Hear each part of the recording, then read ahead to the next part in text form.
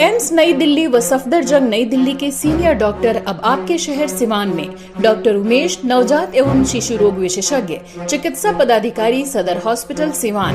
Doctor Umesh जो आपके बच्चों का कर रहे कुशल व बेहतरीन इलाज। सुशीला देवी हॉस्पिटल, डॉक्टर उर्मिला अखौरी के सामने, hospital road Siwan. Mobile number 9199720654 और 7250722155।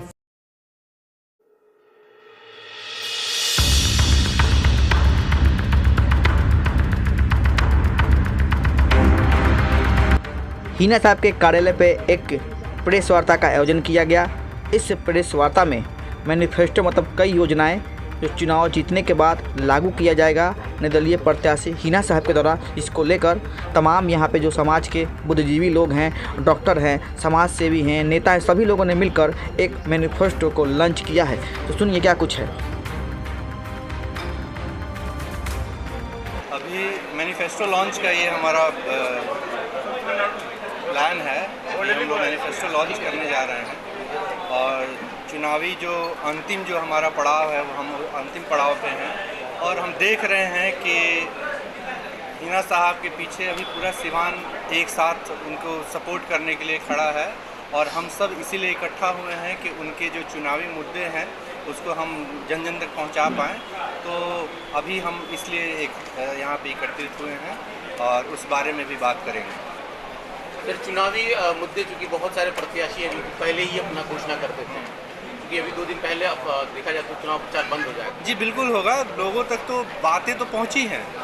हाँ, ये तो एक ऑफिशियल ये है कि हम लोग क्या क्या करना चाहते हैं। बातें तो सब तक पहुंच ही चुकी हैं कि अब तक हम जो भी हम अपना जन संपर्क कर रहे हैं उसमें लोगों को पता है कि हम क्या करना चाहते हैं और इस बारे में हम सबको क्लियरली बताना चाहते हैं कि हमारा मेन उद्देश्य क्या है। जो प्रत्याशी पिछले 15 सालों से बिना थके बिना हारे सिवान की प्रगति के लिए आगे चलना चाहती हैं, आज हम सब मिल के यही कोशिश कर रहे हैं कि उनके हाथों को थोड़ा मजबूत किया जाए, ताकि जो 15 साल से जो वो बिना थके बिना हारे हर किसी के सुख दुख में सिवान के बारे में सोचते हुए जो काम करना चाहती हैं, हम लोग उनके हाथों को मजबूत करें ताकि वो सिवान की जनता के लिए बहुत सारा सौगात दे पाएँ और सिवान की जनता उससे बेनिफिटेड हो। क्या क्या है सर मैनिफेस्टो में, क्या क्या है? जी देखिए, मैनिफेस्टो में हमारा है कि पहला चीज़ जो होता है, किसी भी समाज को सुदृढ़ करने के लिए शिक्षा का बहुत ज़रूरी है। हमारे सोसाइटी में शिक्षित होना बहुत ज़रूरी है। हमारे जो युवा हैं वो हायर एजुकेशन के लिए बाहर जाते हैं तो बाहर सब नहीं जा पाते हैं। तो पहला हमारा उद्देश्य है कि शिक्षित सिवान हो, युवाओं का सम्मान हो, ये हमारा पहला उद्देश्य है। हम यूनिवर्सिटी सिवान में लाने का के लिए प्रयासरत रहेंगे उसके लिए। तो और जो प्रोफेशनल जो पैरामेडिकल्स या प्रोफेशनल जितने भी कॉलेजेस हैं, हम कोशिश करेंगे कि उसको यहाँ पे हम सिवान में स्थापित करें। मैडम का हम लोग हाथ मजबूत करेंगे ताकि उनका विज़न है कि एक शिक्षित सिवान हो, युवा यहाँ से बाहर ना जाएं, यहीं पे रह के अपना हायर एजुकेशन कंप्लीट करें। तो ये हमारा प्राथमिक मुद्दा है। दूसरा मुद्दा एक इंसान के लिए होता है कि स्वस्थ हो इंसान। कोई भी इंसान है वो स्वस्थ रहना चाहता है और स्वस्थ रहेगा तभी अच्छा सोच पाएगा। वो फिजिकल हेल्थ होता है, मेंटल हेल्थ होता है, तो स्वस्थ रहना ज़रूरी है। और बेसिक जो स्वास्थ्य की चीज़ें हैं वो अवेलेबल नहीं हो पाती हैं। कितनी परेशानियां होती हैं गरीबों के लिए, खास करके जो बाहर अफोर्ड नहीं कर पाते हैं, बाहर जाना अफोर्ड नहीं कर पाते हैं। यहाँ हमारे सदर अस्पताल में बहुत सारी चीज़ें हैं जो नहीं अवेलेबल हैं। छोटी छोटी चीज़ों के लिए बाहर जाना पड़ता है। ऐसा लगता है जैसे ट्रैफिक सिग्नल बना हुआ है। पेशेंट सदर अस्पताल जाता है, वहाँ से रेफ़र कर दिया जाता है गोरखपुर, पटना। क्वालिटी सिवान में है, डॉक्टर्स का भी क्वालिटी है, मेडिकल क्वालिटी है, बस सुविधाएं नहीं हैं हमारे पास। तो वो हमारा दूसरा मुद्दा होगा जिससे हम लोग सभी अस्पतालों में जो गांव के जो पीएचसी वगैरह हैं, फिर से सदर अस्पताल है, जो सरकारी अस्पताल हैं, सरकारी व्यवस्थाएं हैं, उसको सुदृढ़ किया जाए, डॉक्टर्स को अवेलेबल कराया जाए, ताकि जो गरीब लोग हैं, जो नीडी लोग हैं, वो लोग अपने स्वास्थ्य का लाभ यहीं से उठा पाएँ और ज़रूरी ना पड़े उनको कि बाहर जाने का। तो जी, कहा जाता है कि सिवान का सदर अस्पताल जो है वो रेफरल अस्पताल बनकर रह गया है। किसी भी ट्रॉमा सेंटर की फैसिलिटीज़ यहाँ अवेलेबल नहीं है। जी, मैंने बहुत सारे लोग रास्ते में दम तोड़ देते हैं इलाज के अभाव में। जी, मैंने यही आपसे बोला ना कि ट्रैफिक सिग्नल बनने की ज़रूरत नहीं है किसी अस्पताल का। हमारे पास इंफ्रास्ट्रक्चर है, हमको वहाँ सुविधाएं लानी है। हाँ, हमारे यहाँ मशीन्स उतने आधुनिक नहीं हैं, क्योंकि हम एफर्ट नहीं ले रहे हैं कि आधुनिक मशीन लाया जाए और यहीं पे हमारा ट्रीटमेंट हो। यहाँ पे जो हमारी ट्रीटमेंट हो सकती है तो बाहर जाने से बचेंगे मरीज, और बाहर जाने से जो बीच में कैजुअलिटी होता है उस पर बहुत फ़र्क पड़ेगा। तो हमारा दूसरा मुद्दा है बेहतर स्वास्थ्य के लिए, और तीसरा है रोज़गार। समझ नहीं आता कि बिहार में रोज़गार क्यों नहीं है। हमारे यहाँ के लोग इतने मेहनती हैं, वो बाहर क्यों जाते हैं? जो पढ़ लेते हैं वो भी बाहर जाते हैं, जो नहीं पढ़ते वो भी बाहर जाते हैं। तो ये दोनों चीज़ों के लिए हमको बाहर जाने की ज़रूरत नहीं है। हमारे पास क्वालिटी है, हमारे युवाओं के पास क्वालिटी है। ये जब जाके बाहर के राज्यों में अपना योगदान देते हैं, जो वहाँ की ग्रोथ बढ़ती है, तो हम यहाँ पे क्यों नहीं कर सकते? नेता लोगों का ये विज़न क्यों नहीं है कि हम यहीं पे रह के हमारे जो शिक्षित युवा हैं या जो किसी कारण से पढ़ लिख नहीं पा रहे मेहनती लोग हैं, वो यहाँ पे क्यों नहीं कर सकते उस चीज़ों को? तो उसमें थोड़ी सी सुधार लाने की ज़रूरत है, और इसके लिए ही हम प्रयासरत रहेंगे। और आगे ये हमारा तीसरा मुद्दा है जो सबको रोज़गार का हमारा सोच है, जिसको हम अगर उनका हाथ मजबूत करते हैं मैडम का, हिना साहब का, तो हम लोग इसमें भी हम लोग आगे की तरफ बढ़ सकते हैं। चौथा जो मुद्दा होता है वो महिला सुरक्षा को लेके है। महिला सुरक्षा इक्वली इम्पॉर्टेंट है, क्योंकि महिलाएं समाज का एक अभिन्न अंग है। अगर महिला अपना आप को सुरक्षित फील करेंगी तो वो बहुत सारे जगहों पे जाके योगदान दे पाएंगी, अपना नौकरी कर पाएंगी फ्रीली, और बाकी भी जो घर चलाती हैं बाहर की भी चीज़ों में अपना योगदान दे पाएंगी। तो ये हमारा सबसे एक मुद्दा है जिसको हम लोग सुदृढ़ करने की कोशिश करेंगे। पांचवा है हमारा किसान, जो हमारे ये है जो किसान वर्ग है, उसके लिए भी हमारे पास फैसिलिटीज़ कम मिलते हैं। उनको अनाज उनका जो निकलता है उसके प्राइजेस कम मिलते हैं। उसमें हम लोग कोशिश करेंगे बेहतर से बेहतर उनको कैसे मूल्य दिया जा सके या बेहतर से बेहतर सुविधाएं दिया जा सके, ताकि वो लोग अपने जो अपना मेहनत है उनका बेहतर फल मिल पाए। और छठा जो है हमारा, वो तो शुरू से ही जो ये रहा है विकास हमारा, देखा है कि हमने पिछले कुछ सालों में तो कुछ खास विकास हुआ नहीं है। तो वो देखिए, हम लोग शुरू से ही कहते आए हैं कि सब रंग हमारा है और सब लोग हमारा है, इसलिए इसमें बांटने वाले के तो उसका क्या है, क्या सोच है, उस पर तो हम लोग कोई टिप्पणी नहीं कर सकते हैं। लेकिन हमारी जो सोच है, हमारे मैडम की जो सोच है, उसी को हम लोग जनता के पास पहुंचाने के लिए कोशिश करेंगे, और सभी को एक साथ जोड़ने का हम लोग काम करते हैं, और उसी के लेकर के हम चलते हैं। और हमारे डॉक्टर साहब तो अपना मैनिफेस्टो जितना है उतना बता चुके हैं। बाकी हम लोग जब तक हमारे सीमांत विकास हो सकता है उसी शर्त पर हो सकता है कि सब हम जब एक होंगे, और इसी मुद्दे से लेकर हम लोग चलते हैं। हेलीकॉप्टर आ चुके हैं, लगता है कि वाकई सारे लोग एक हो गए हैं। ये कहने की ज़रूरत नहीं है, आप मीडिया बंधु हैं, इसमें हम कहें तो होगा कि जो हाँ ये पार्टी लेवल के मैडम के साथ हैं तो कर रहे हैं। आप लोग तो घूमते हैं, सब जगह देखते हैं कि सब लोग मैडम के साथ है।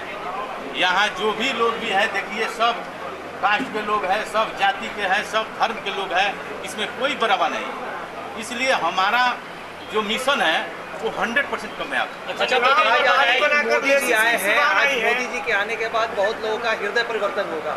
आप चूंकि अजय सिंह के भाई हैं और काफ़ी बढ़िया तरीके से सीवान को जानते हैं, क्या हो सकता है इसमें? देखिए, मोदी जी हो चाहे जो भी नेता, बड़े नेता हो, उस पर ज़्यादा हमको टिप्पणी करने की जरूरत नहीं है। लेकिन सीवान का जो प्रत्याशी, सुयोग्य प्रत्याशी जो होगा, वही ये सीवान का विकास कर सकता है।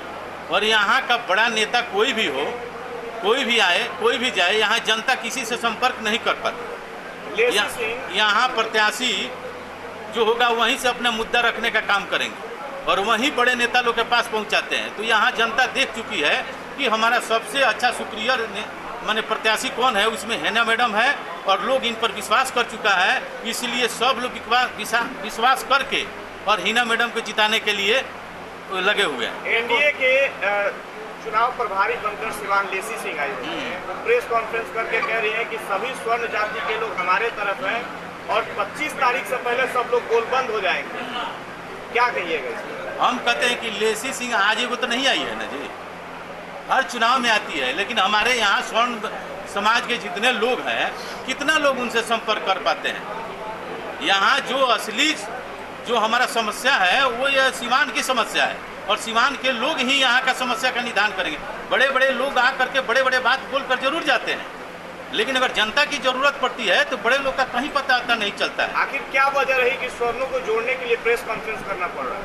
स्वर्ण को देखिए, स्वर्ण स्वतंत्र होता है और स्वर्ण किसी के दबाव में नहीं आता है और स्वर्ण की यहाँ बात करने की तो कोई जरूरत नहीं। जब सारे धर्म के लोग, सारे जाति के लोग, तो हम तो स्वर्ण पर बात कर नहीं सकते हैं, क्योंकि हर जाति के लोग इसमें है, तो हम स्वर्ण की क्यों बात करें। और स्वर्ण क्यों, अगड़ी पिछड़ी बैकवर्ड फॉरवर्ड सारे लोग मैडम के साथ कदम में कदम मिलाकर चलते हैं, तो इसमें हम स्वर्ण की क्यों बात करें। बाकी लोग आते हैं, बड़े बड़े नेता स्वर्ण की बात करते हैं, बैकवर्ड की बात करते हैं, फॉरवर्ड की बात करते हैं, हमें ये कतई नहीं भाता है। बीजेपी के कोर वोटर माने जाते हैं, वो इस बार है ना साहब के साथ मजबूती से खड़े हैं। क्या उम्मीद लगा करके, किस बिल्कुल किस उम्मीद में आती है? बिल्कुल इसी उम्मीद में कि जो हमारे सिवान का विकास, और हम निर्दलीय प्रत्याशी इसलिए हमारा है कि जहां सरकार अच्छी सरकार बनेगी, हमारे सिवान का विकास करेगा, उसी के साथ हम कदम में कदम मिलाकर चलेंगे। ये हमारा ये है कि जो सिवान का कौन विकास करेगा, इसका कोई मुद्दा नहीं है कि जो पार्टी कौन सा है, पार्टी से मतलब नहीं है। हमारी मुद्दा एक ही है कि सिवान का विकास कौन करेगा, कौन पार्टी मजबूती हमको देता है, उसी के साथ हम लोग अपना कदम में कदम मिलाकर चलेंगे। चुनाव में जिस तरह की धांधली की तस्वीरें आ रही है, बाकी जगह जो चुनाव हो रही है, 4 दिन चुनाव में ऐसे बचा है, क्या अपील करेंगे, क्या चाहेंगे? अपील क्या करेंगे, हमारे सिवान वासियों को मैं हाथ जोड़कर कहता हूँ कि सबका समय दिया गया है, एक बार हिना मैडम को दे करके और देखा जाए, इनकी भी विकास को हम लोग पूरे जनता देखा जाए, और अगर अच्छी विकास होता है, अच्छी अगर पहल होती है, तो अगला बार फिर मजबूती से हम लोग हिना मैडम को लाएंगे। सबसे बड़ी बात है कि मैनिफेस्टो में जो भी बातें कही गई हैं वो 100% प्रयास करेंगी मैडम, और निश्चित रूप से इसके पहले भी डॉक्टर मोहम्मद शहाबुद्दीन साहब ने विकास जो किया वो एक मिसाल है, और उन्हीं का परिवार है, तो पूरे आवाम को ये विश्वास है कि ये आह्वान जो की हुई है निश्चित रूप से उसको धरातल पे उतारने का मैडम काम है। लेकिन ये सांप्रदायिक रंग दिया जा रहा है, कुछ निर्दलीय प्रत्याशी हैं, उधर एनडीए के रमेश कुशवाहा हैं, वो कह रहे हैं कि हम ही असली भगवाधारी हैं, इस तरह की सांप्रदायिक बातें आ रही हैं।